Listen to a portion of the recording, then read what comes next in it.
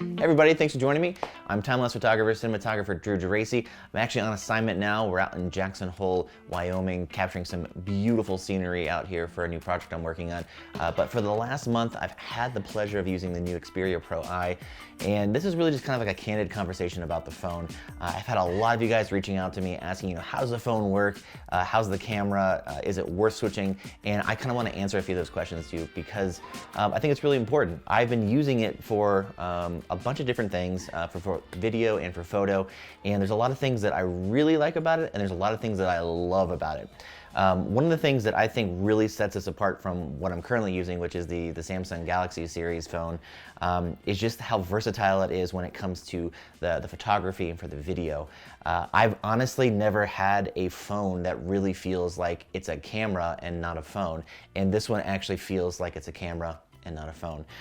If you look here, there's actually a really nice shutter button here, and what I've found is all you gotta do is just click the shutter button, the phone prompts it, and you automatically get the screen. That's something that I couldn't get in my other phone, and it also gives you a really nice depress there, so if you are like out on assignment, I'm just gonna hold this up right here, you can literally use this as a camera, and I think the image quality is fantastic. It comes out in a raw DNG format, and it's a little bit over 4K, which is really nice, and I even went up to the top of 30 Rock in New York City, snagged a couple time lapses up there. I was really blown away by just how amazing the quality was on this, the sharpness, the dynamic range.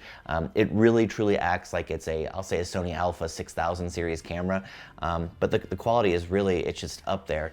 And when you switch over to the cinema mode, you get some really fun things to work with, especially with the different lenses, and having that 1-inch sensor really allows you to pull out the light when in a low light situation. So if you are shooting out at night, or you're trying to collect B-roll or just something fun behind the scenes, this phone really does a great job of doing that. There's really nothing though that I found that I didn't like. I wish that Sony would add an intervalometer to this. So Sony, if you're listening, please add an intervalometer to that. But that seems to be the only thing that's really missing from this. The menu system on just the still camera really just mimics that of an alpha camera. You can easily go through here, change all of the parameters that you want, just like you could on your regular camera. You can even go from different types of shooting if you want to just do auto or basic. Basic kind of switches it back to where it is. If you are using an Android phone, it just kind of gives you all the basic settings, and it gives you some fun little featurette stuff to work with as well. But I really just enjoy using the full non-basic menu and just going to program, manual, or even shutter priority, which is really great. And it's just really, it just works. And I kind of want to compare this to when I was actually shooting with Canon many years ago. And I never really thought like, okay, I'm gonna switch to Sony and see what it feels like. But switching from my Galaxy to this, it's just night and day. The screen is absolutely beautiful. The OLED just kind of shines out in brightness and really allows you to see all those details. And it's also 120 hertz refresh rate, so you really get to see all of those pixels up close, and they're all fluid, and it's just good. I really can't say anything negative about it. And the other thing that I think is really advantageous, and something I couldn't get in my other phones, is, and I call it a camera because it is a camera, but it's a camera that makes phone calls. It's the micro SD card slot up here. You can easily just take it out and remove it, and it just works. You can then take it, I've got it right here.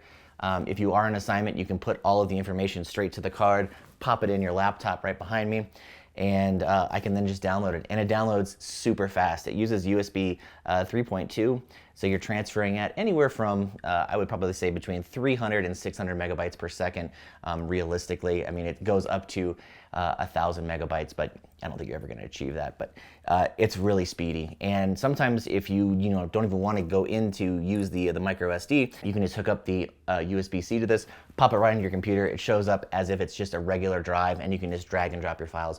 Super easy, very convenient. But ultimately, I just really like how it just works as a camera, and then you can also make a phone call with it. It works, the OS is pretty standard, I would say, for Android. There's nothing that's too unremarkable about it. It's a super fast, speedy interface. It's very fluid. Everything just works. And I have to say, I really have enjoyed using it over the past month. I'm 100% switching over to the Xperia PRO-I. It is a little expensive, but at the same time, I think you're getting way more bang for your buck. I mean, if you take a look at what Apple has and what Samsung has and what some of the other competitors have, you're going to be, paying $1,000 or $1,200 for a phone anyway. You get expandable media, you get a 1-inch sensor, you get photo quality, and I'm gonna say this: you get photo quality photos from this phone, and it's something that you really can't do, I had to say, on any of the other brands. And I really just loved using it. And if you are in a pinch where you don't have, say, your Sony Alpha 1 or your A7S III with you, you can easily transform this from a phone into a camera almost instantly, switching between the apps, and I just really love it. So that's pretty much it. But I would say if you are in the market for a new phone, try this one out first. See if it fits you. If you like it, get it. I know I liked it. I'm definitely getting one, and I hope you guys enjoyed the content that we've created.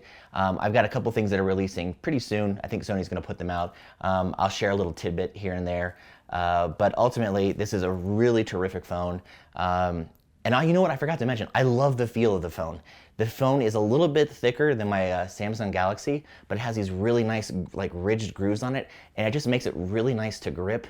And I almost don't even want to put a case on it because you don't really need to. But it's so fast and so fluid, and it's really a step up from some of the other phones that I've tried in the past. And this one is 100% a keeper. If you guys have any questions about the phone, just plop them down in the comments below. If there's anything you'd like to see, just let me know too. And as always, if you would, just like, subscribe, and happy shooting. Thanks everybody. Cheers.